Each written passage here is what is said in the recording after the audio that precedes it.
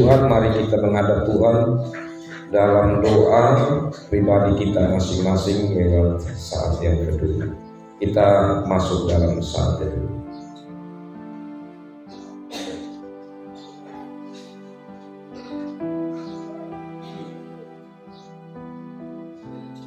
Pertolongan kita, yaitu nama Allah yang telah menjadikan langit dan bumi dengan segala isinya, yang memelihara kesetiaannya sampai selama-lamanya, dan yang tidak pernah meninggalkan karya tangannya.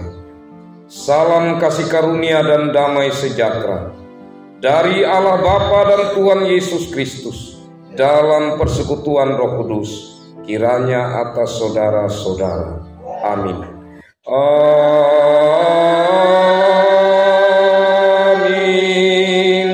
Amin. Amin.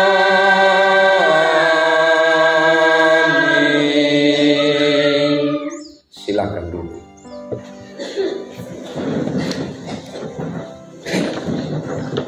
Sidang jemaat kekasih Tuhan, sabda Tuhan yang membimbing kita dalam kebaktian saat ini dari Roma pasal 12 ayat 1. Roma pasal 12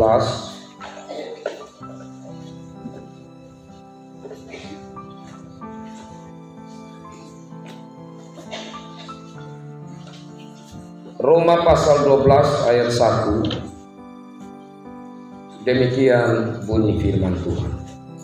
Karena itu saudara-saudara, demi kemurahan Allah aku menasihatkan kamu, supaya kamu mempersembahkan tubuhmu sebagai persembahan yang hidup, yang kudus, dan yang berkenan kepada Allah. Itu adalah ibadahmu yang sejati. Demikian sabda Tuhan yang membimbing, dan mari kita meresponinya dengan kita menyanyi Kidung Jemaat 363. Kidung Jemaat 363. Kita nyanyikan baitnya yang pertama. Bagi Yesus kuserahkan hidupku seluruhnya, dan kata-kata selanjutnya. Bagi Yesus semuanya, pun aku miliknya. Sidang jemaat kekasih Tuhan, mari kita merendahkan diri di hadapan Tuhan. Kita mengaku setiap pelanggaran kita dan memohon pengampunan Tuhan. Kita berdoa. Ya Allah Bapa di sorga, saat ini kami datang ke hadapan hadirat-Mu ya Tuhan, dalam kerinduan kami untuk menyembah Tuhan di dalam kebenaran Tuhan. Tapi kami menyadari bahwa kami ini anak-anak-Mu yang sesungguhnya tidak layak di hadapan hadirat-Mu ya Tuhan yang Maha Kudus dan Suci.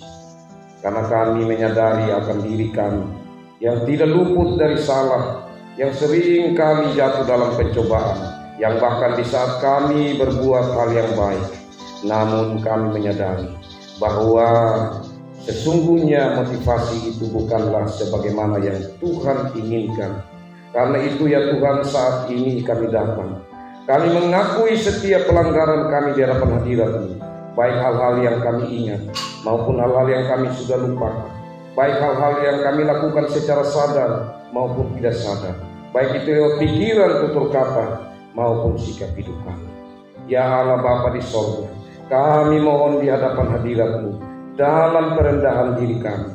Mari ampuni kami ya Tuhan, sehingga kami layak menyembah Dikau dalam roh dan kebenaran, sehingga kami layak di hadapan hadirat-Mu ya Tuhan, yang Allah kami yang Maha Kudus, dan kami layak untuk menerima berkat-Mu, layak dalam persekutuan ini, layak dalam menjalani kehidupan yang Tuhan percayakan kepada kami. Ya Allah Bapa di sorga, inilah kami yang memohon kasih pengampunan-Mu, dan kami mohon dalam Kristus Yesus penebus. Amin. Mari kita bersama-sama menyanyi dari Kidung Jemaat 29 bait 1 dan bait 2 di muka Tuhan Yesus, dan kata-kata selanjutnya. Di muka Tuhan Yesus, demi nama Tuhan dan karena kuasa jabatan yang dikaruniakan kepada kami, Kami menyatakan bahwa keampunan dosa telah berlaku atas setiap orang yang membenci dosanya dan yang sungguh-sungguh percaya kepada Yesus Kristus. Firman Tuhan yang menjadi berita anugerah bagi kita dari Ibrani pasal 9 ayat 24 sampai 28. Ibrani pasal 9 ayat 24 sampai ayat 28. Demikian bunyi firman Tuhan. Sebab Kristus bukan masuk ke dalam tempat kudus buatan tangan manusia, yang hanya merupakan gambaran saja dari yang sebenarnya, tetapi ke dalam sorga sendiri untuk menghadap hadirat Allah guna kepentingan kita.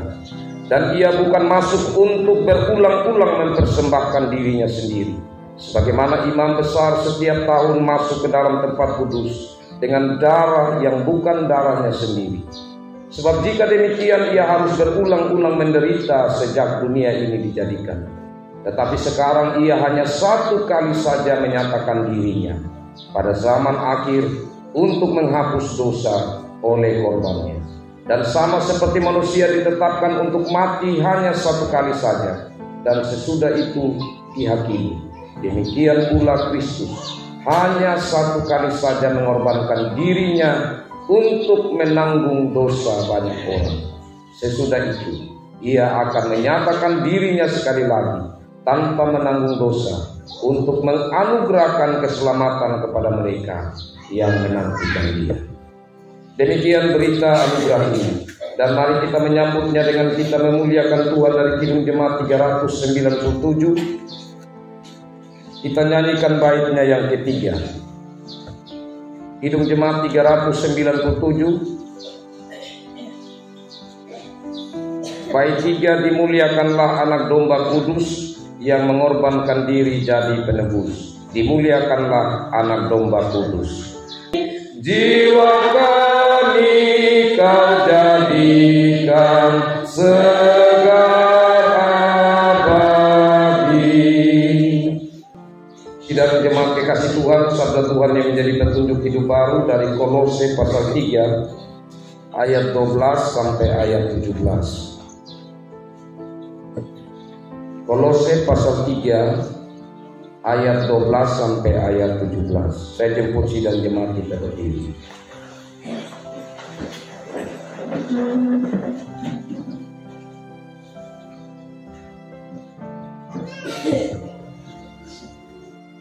Saya akan membacakan bagian sabda Tuhan yang menjadi petunjuk hidup baru bagi kita. Karena itu, sebagai orang-orang pilihan Allah yang dikuduskan dan dikasihinya, kenakanlah belas kasihan, kemurahan, kerendahan hati, kelemah lembutan dan kesabaran. Sabarlah kamu seorang terhadap yang lain, dan ampunilah seorang akan yang lain, apabila yang seorang menaruh dendam terhadap yang lain, sama seperti Tuhan telah mengampuni kamu, kamu perbuat jugalah demikian. Dan di atas semuanya itu, kenakanlah kasih sebagai pengikat yang mempersatukan dan menyempurnakan. Hendaklah damai sejahtera Kristus memerintah dalam hatimu, karena untuk itulah kamu telah dipanggil menjadi satu tubuh, dan bersyukurlah. Hendaklah perkataan Kristus diam dengan segala kekayaannya di antara kamu, sehingga kamu dengan segala hikmat mengajar dan menegur seorang akan yang lain, dan sambil menyanyikan mazmur dan puji-pujian dan nyanyian rohani, kamu mengucap syukur kepada Allah di dalam hati. Dan segala sesuatu yang kamu lakukan dengan perkataan atau perbuatan, lakukanlah semuanya itu dalam nama Tuhan Yesus, sambil mengucap syukur oleh Dia kepada Allah Bapa kita. Demikian petunjuk hidup baru ini, dan mari kita menyambutnya dengan kita menyanyi bersama Kidung Jemaat 249 baitnya yang pertama. Kidung Jemaat 249, Serikat Persaudaraan. Berdamai bersejahtera dengan pengasihan. Silakan dulu. Diberi kesempatan kepada pada vokal grup anak sekolah minggu. Sambil itu sidang jemaat kekasih Tuhan menyiapkan bagian firman Tuhan dari 1 Korintus pasal 6. 1 Korintus pasal 6. Silakan anak-anak sekolah minggu untuk maju ke depan.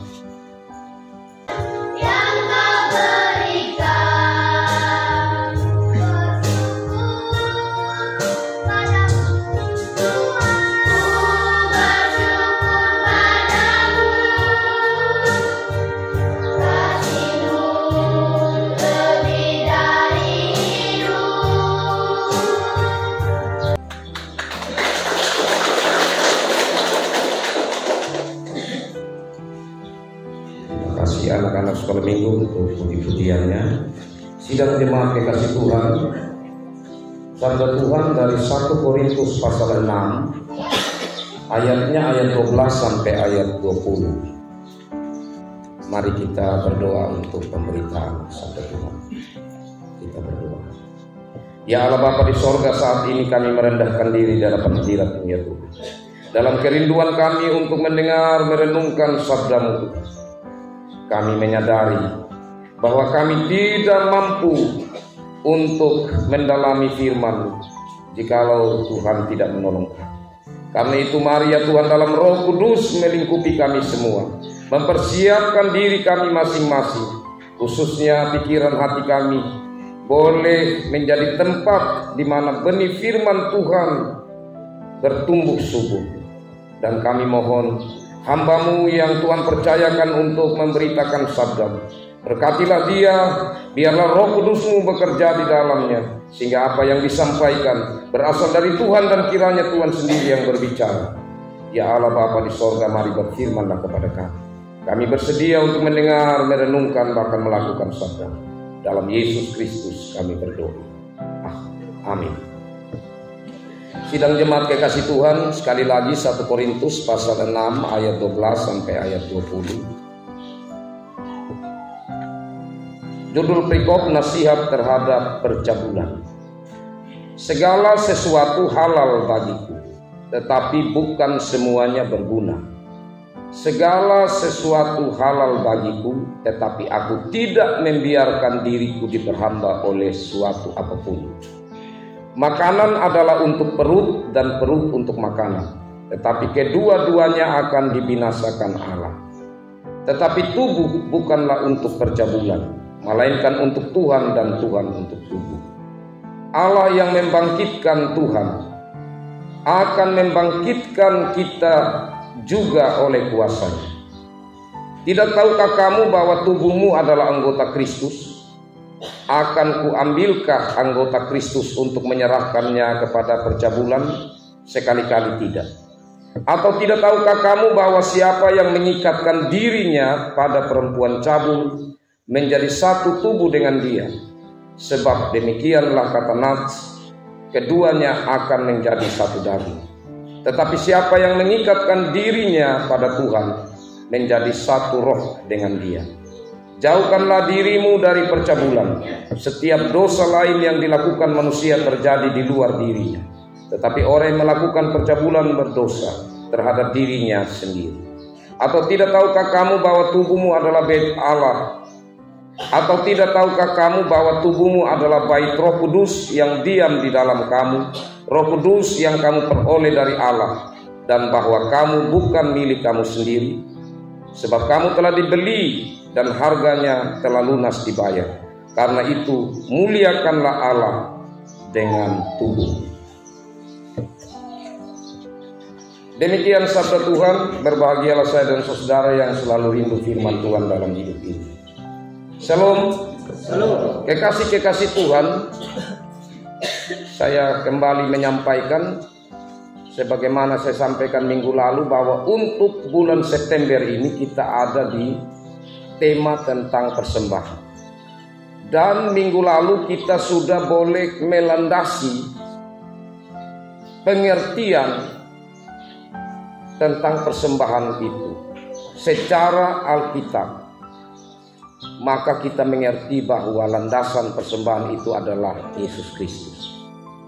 Bukti cinta kasih Allah yang mempersembahkan dirinya bagi manusia untuk manusia kembali bisa menjalani hidup persekutuan dengan Allah, tidak terceraikan oleh dosa yang menghalangi manusia.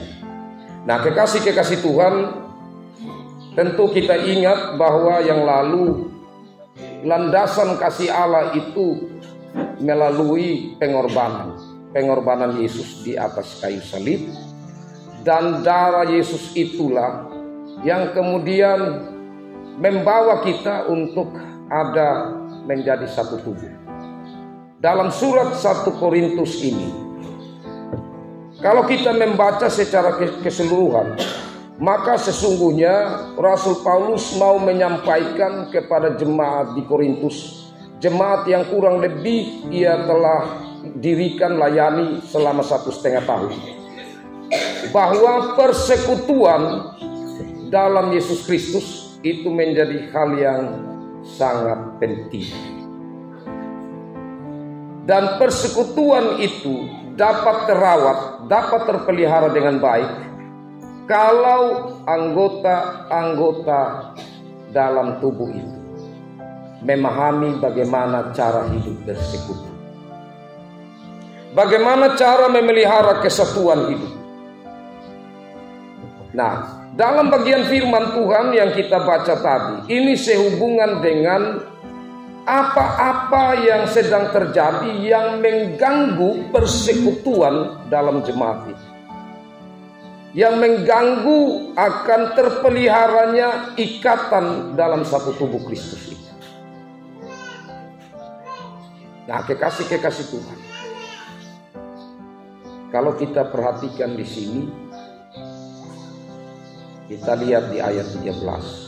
Sesungguhnya ayat 12 dan ayat 20 itu kesimpulan ayat 12 dan 30. Kita lihat di ayat 13. Makanan adalah untuk perut dan perut untuk makanan, tetapi keduanya akan dibinasakan Allah. Ini berbicara tentang tubuh. Tetapi tubuh bukanlah untuk percabulan, melainkan untuk Tuhan, dan Tuhan untuk tubuh. Nah, kekasih-kekasih Tuhan, Korintus, saya kasih gambaran sedikit tentangnya sebelum saya masuk lebih jauh tentang makna ayat 13 ini. Korintus itu adalah satu kota yang cukup padat, kota yang maju dalam hal perdagangan, dalam hal ekonomi, dalam hal politik, dalam hal budaya, sangat maju. Dan di sana orang berlomba-lomba untuk mengejar pengetahuan. Karena pada zaman Rasul Paulus, itu orang semakin dia pintar, semakin dihargai. Sekali lagi, waktu itu orang itu semakin dia pintar, semakin dihargai. Nah, pintar di sini itu dia berhubungan dengan berhikmat. Berhikmat itu artinya orang yang tidak saja dia punya kemampuan secara pengetahuan lewat akademik atau lewat pendidikan, lewat belajar di bangku pendidikan, tetapi dia juga berhikmat dalam artian dia mampu untuk mengambil keputusan dalam masalah-masalah penting. Dia mampu sekali untuk memberikan solusi. Ide-idenya bagus. Nah, itu kalau orang yang sudah ada di tahap-tahap seperti itu dianggap itu orang yang sangat pintar. Dan mereka di sana berlomba-lomba untuk menjadi seperti itu. Nah, sehingga kekasih-kekasih Tuhan, orang lebih mulai mementingkan ego atau diri sendiri. Persaingan, iri hati dan lain sebagainya menonjol. Dan hal seperti ini sampai bahkan masuk di dalam persekutuan gereja.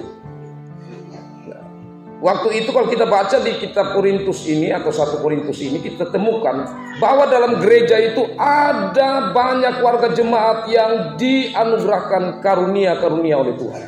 Ada yang punya karunia untuk mengajar, ada yang punya karunia untuk berkhotbah, ada yang punya karunia untuk menyembuhkan dan lain sebagainya. Dan mereka mulai mengatakan bahwa karunia berbahasa roh, karunia untuk berbahasa roh ini lebih tinggi dari karunia menyembuhkan. Dan sudah mulai membanding-bandingkan. Jadi setiap orang mulai mengejar itu.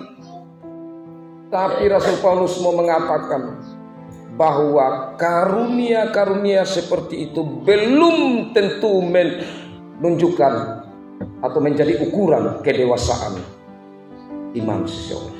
Sekali lagi, orang-orang punya karunia-karunia seperti itu belum tentu tingkat kedewasaannya itu sudah tinggi.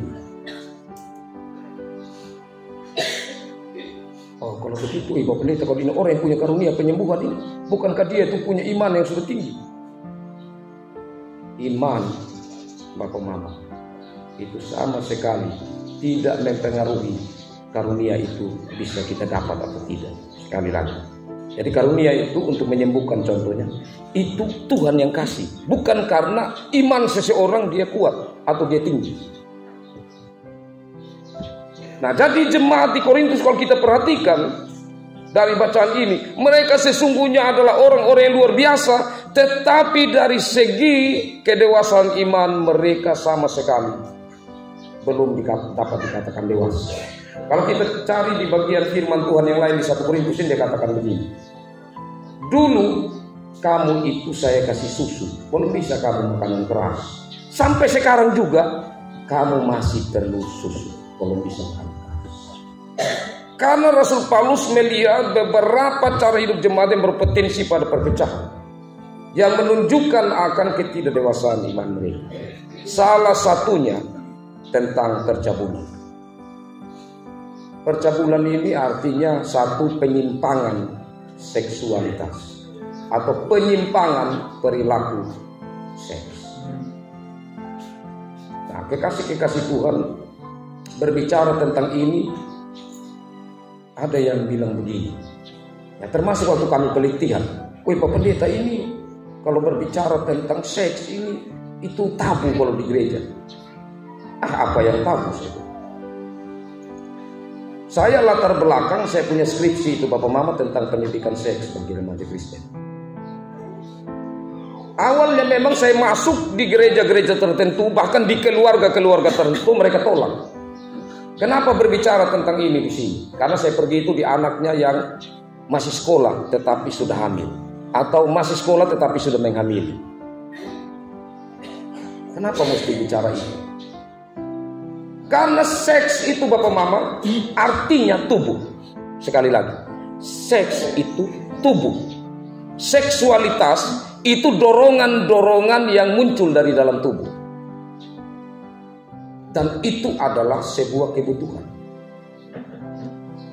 Seks itu adalah anugerah, sehingga sebelum manusia jatuh dalam dosa, Tuhan sudah bilang beranak cuculah. Coba baca kitab Kejadian. Apakah beranak cucu setelah manusia jatuh dalam dosa, atau sebelum manusia jatuh dalam dosa? Karena itu dia sesungguhnya merupakan satu anugerah Allah. Berbicara tentang tubuh, maka kita berbicara tentang kita semua dari dalam kandungan ibu adalah kita percaya dan bentuk itu Tuhan. Karena itu pertama-tama adalah bagaimana kalau berbicara tentang hal ini, berbicara tentang kita menerima diri kita. Apakah saya menerima diri saya sebagai ciptaan Tuhan? Itu dulu. Kadang-kadang kan soal penerimaan diri ini tidak gampang, Bapak. Anak-anak sudah mulai masuk masa remaja, dia mulai berpikir, kenapa saya punya hidung ini pesek? Kenapa tidak tinggi saya punya hidung ini? Itu kan protes sama Tuhan. Belum mampu menerima diri sendiri sebagai ciptaan Tuhan. Kenapa saya punya rambutnya tidak lurus? Kenapa dia bisa keriting begini? Kenapa saya tidak tinggi? Kenapa saya pendek begini? Banyak anak-anak muda yang tidak menerima diri mereka. Itu saja sudah mulai persoalan. Kenapa persoalan? Karena orang akan mencari identitas dirinya, dan bisa lewat hal-hal yang sebenarnya dia sendiri tidak mau. Itu karena dia belum bisa untuk menerima dirinya. Dan ini bukan soal menerima diri sebagai yang diciptakan Tuhan, tetapi sebagai yang mulia. Mulia karena Tuhan Yesus sudah tebus setiap kita dengan darah. Nah, karena itu maka sebenarnya yang mau disampaikan di sini oleh Rasul Paulus, bahwa paling pertama berbicara tentang tubuh Kristus, maka berbicara tentang diri kita. Karena di sini juga dikatakan, bukankah tubuhmu itu bait Roh Kudus? Artinya yang sudah dikuduskan dan tempat di mana Allah mau bekerja di dalam saya dan saudara. menerima diri kita, apalagi kalau kita berbicara lebih dari sekedar di saat kita melihat tubuh kita. Saat kita, kenapa saya harus lahir di tempat ini? Kenapa bukan saya lahir itu di kota? Kenapa saya harus lahir di rumah tangga ini? Yang saya punya papa mama ini tidak sekolah. Kenapa saya harus lahir di tempat yang saya punya keluarga ini, mereka bukan orang kaya? Jangan sampai berangkat dari rasa tidak percaya diri, itu maksudnya. Jangan merasa bahwa dengan begini maka kita punya harga diri itu lebih tinggi, tidak perlu. Karena yang lebih penting adalah diri kita sendiri. Dalam artian karakter diri kita seperti apa, itu lebih utama. Nah, kekasih-kekasih Tuhan, memang yang terjadi waktu itu, berangkat dari mereka sudah tidak memiliki pemahaman yang benar tentang siapa diri mereka. Dan pada akhirnya mereka juga menganggap bahwa hal perilaku menyimpang seperti itu hal yang biasa, tidak menjadi satu persoalan. Kenapa sampai bisa tidak menjadi satu persoalan? Ini juga kekasih-kekasih Tuhan, kan saya bilang berangkat dari pemahaman. Karena waktu itu perkembangan juga dari pengetahuan yang sangat tinggi. Dan pada akhirnya dipengaruhi oleh pemikiran-pemikiran yang mengatakan bahwa tubuh kita ini adalah fana. Memang benar adanya. Tetapi mereka katakan bahwa tubuh kita ini tidak sama sekali bersatu dengan jiwa. Nanti kan kalau kita mati jiwa kita pergi. Kita punya tubuh ini tetap jadi tanah sudah. Jadi kita punya tubuh ini kita mau buat apa saja tidak pengaruh untuk hal surga. Itu pemahamannya. Karena di tubuh ini juga akan lenyap. Karena itu di sini kembali ditegaskan kalau kita perhatikan oleh Rasul Paulus. Kita melihat ayat 15. Tidak tahukah kamu bahwa tubuhmu adalah anggota Kristus? Akan kuambilkah anggota Kristus untuk menyerahkannya kepada percabulan? Jadi sebenarnya tubuh kita ini telah dibeli dengan darah yang mahal oleh Kristus. Karena itu tubuh kita ini secara utuh menjadi milik Kristus. Dalam hal ini adalah sesungguhnya intinya memelihara kekudusan hidup. Karena hanya dengan kekudusan maka kita dapat bersatu dengan Kristus. Dan kekudusan kita dapat bersatu dengan Bapa dan Roh Kudus. Nah, kekasih-kekasih Tuhan, saya katakan tadi bahwa ini dianggap biasa di sana karena pemahaman seperti itu. Dan juga karena dari contohnya 100 orang, 80-an orang itu menganggap itu biasa. Kalau di satu tempat Bapak Mama, contoh minta maaf ini contoh. Kalau maki, itu di pusat contoh 90% warga pusat ini maki. Maka itu menjadi hal bukan aneh. Dan bukan menjadi hal yang terlalu masalah. Coba Bapak Mama pergi di Sumba Timur, ada itu 4 huruf. Itu dalam biasa juga. Dalam omong setiap waktu itu kata itu disebut dan itu dianggap ini dia punya bahasa sambung begitu. Macam dan, iyalah, jadi macam kata. Nah, kekasih Tuhan, itu istilahnya permisif, artinya hal yang tidak bagus, tetapi karena itu sudah berlaku banyak orang, jadi dianggap biasa. Dianggap juga memang ada kesalahan, tetapi bukan masalah besar, masalah biasa saja, tidak perlu dipersoalkan.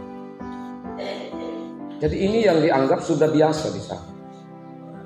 Tetapi bagi Rasul Paulus justru ini berpotensi atau bisa menjadi satu masalah nanti. Bisa menjadi pemicu dari satu persekutuan. Karena itu kekasih-kekasih Tuhan, maka dari tindakan-tindakan mereka ini persekutuan di sana menjadi terpecah belah. Jadi sedikit saya kasih gambaran tentang percabulan di sana Bapak Mama. Salah satunya itu di Korintus. Sudah banyak tempat yang disediakan, minta maaf, perempuan-perempuan yang menjual diri. Itu latar belakang.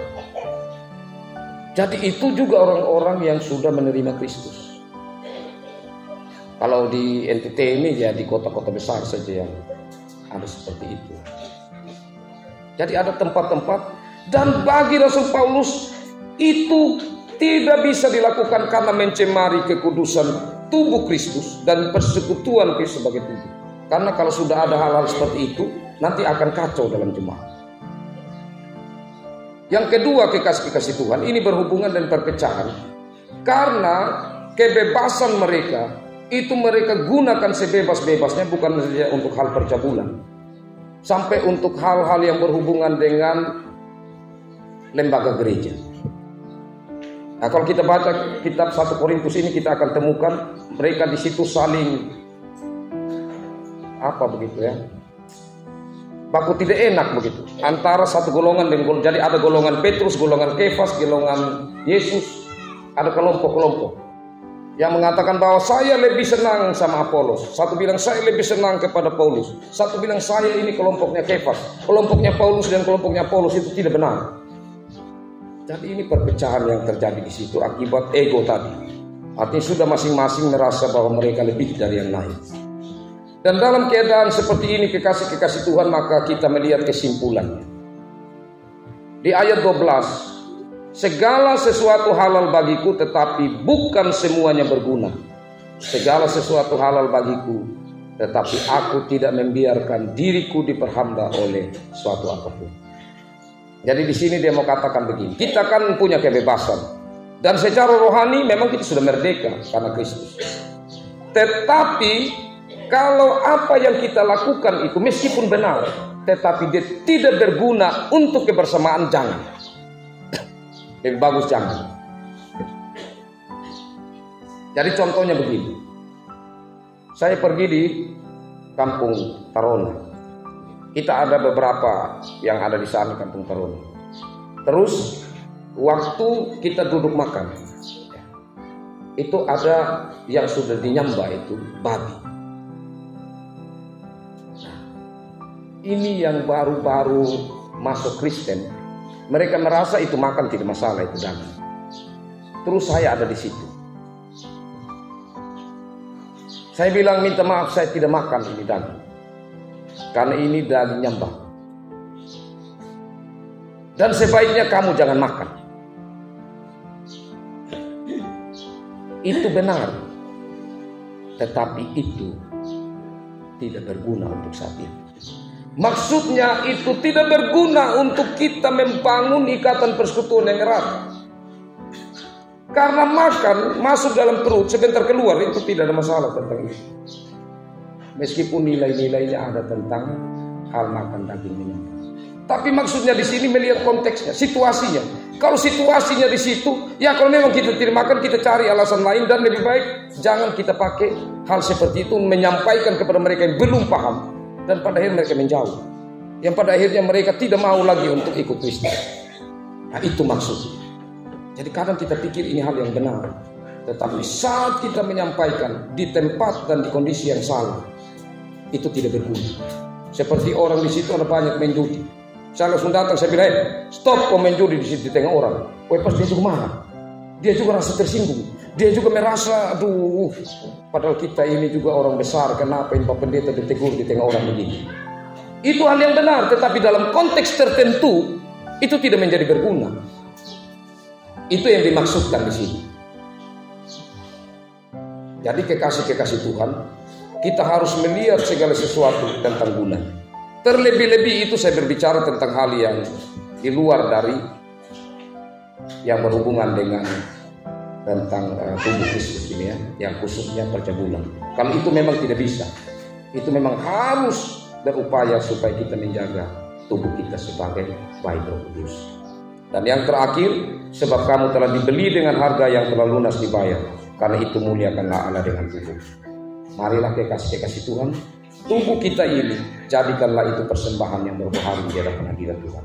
Sebagaimana Kristus telah mengajarkan kita bagaimana ia mempersembahkan dirinya di atas kayu salib supaya kita bisa diselamatkan.